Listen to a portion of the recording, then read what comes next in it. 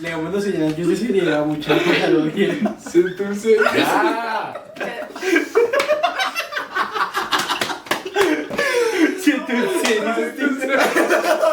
Hola a todos, bienvenidos a nuestro podcast Tertulias Jurídicas. Hoy hablaremos de un tema fundamental para la democracia y la vida en sociedad, como lo son los derechos políticos de nuestra Constitución, por qué son tan importantes, cómo se garantizan y qué retos se enfrentan en la realidad. Además, analizaremos casos actuales y debatiremos situaciones en las cuales estos derechos han sido cuestionados. Claro que sí. Los derechos políticos son las herramientas que nos da nuestra Constitución para participar en la vida política de nuestro país. Según el artículo 40 de nuestra Constitución política, todo ciudadano tiene derecho a 7 cosas. Primero, elegir y ser elegido.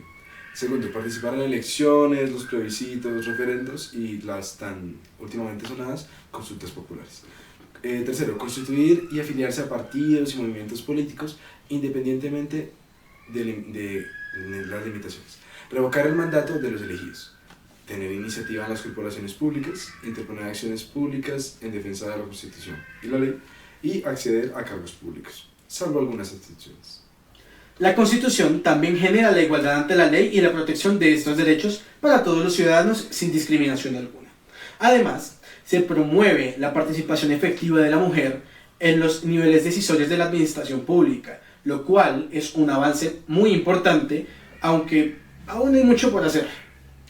Bueno, es importante también pues no olvidarse del artículo 41 que pues establece en todas las instituciones educativas que es obligatorio el estudio de la Constitución y la institución cívica pues para fomentar los principios de la participación ciudadana desde una temprana edad. Aunque estos derechos son fundamentales, la Constitución y la ley establecen situaciones en las que pueden ser restringidos. Por ejemplo, la ciudadanía y por ende los derechos políticos. Puede suspenderse por decisión judicial como en casos de delitos graves o pérdida de nacionalidad. También existen inhabilidades para ejercer cargos públicos, por ejemplo, si una persona ha sido destituida o sancionada disciplinariamente.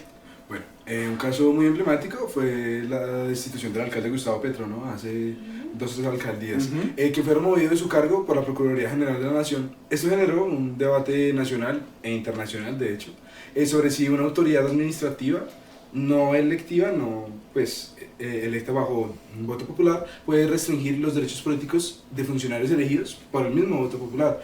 Y si esto respeta pues, la voluntad ciudadana expresada con anterioridad en las urnas.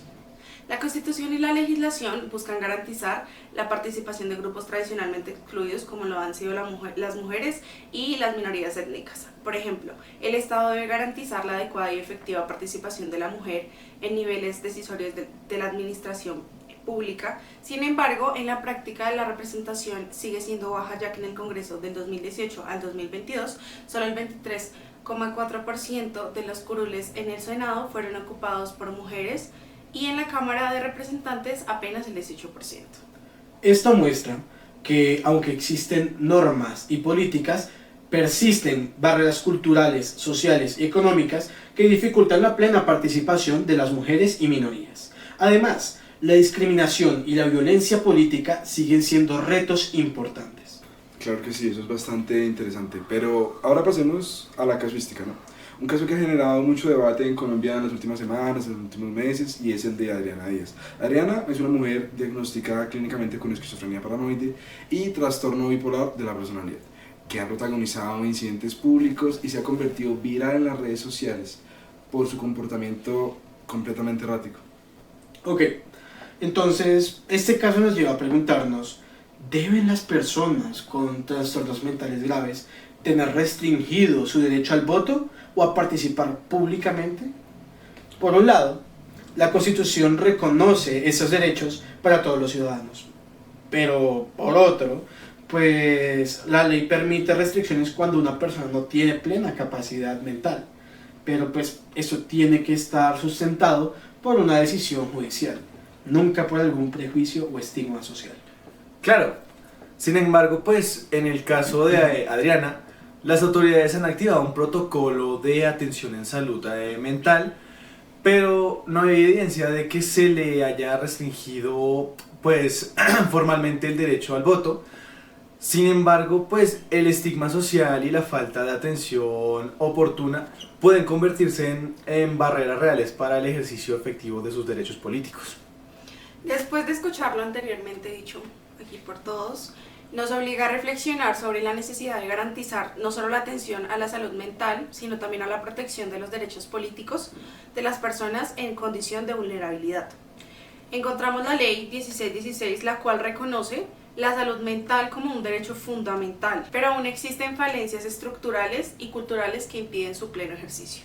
Otro ejemplo relevante es la destitución de funcionarios elegidos popularmente, como ya hemos mencionado, el presidente Petro. Bueno, en Colombia, la Procuraduría puede, en efecto, destituir e inhabilitar a funcionarios por faltas disciplinarias, claro que sí, lo que implicaría la pérdida de sus derechos políticos.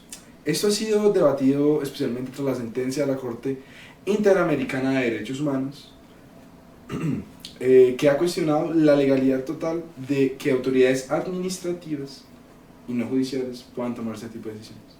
Ok, pues yo pienso que el caso de Gustavo Petro es representativo, fue destituido por la Procuraduría, pero posteriormente la Corte Interamericana de Derechos Humanos falló a su favor, señalando que solo un juez penal puede restringir los derechos políticos de un funcionario elegido por voto popular.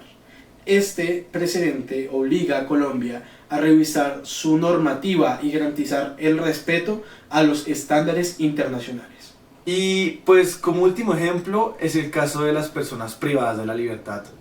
En Colombia, quienes están condenados por ciertos delitos pierden temporalmente sus derechos políticos, incluyendo el derecho al voto y a ser elegidos. Sin embargo, hay movimientos y propuestas para garantizar el derecho al voto y a personas en prisión preventiva o en procesos judiciales, en línea con los principios de presunción de inocencia y participación democrática.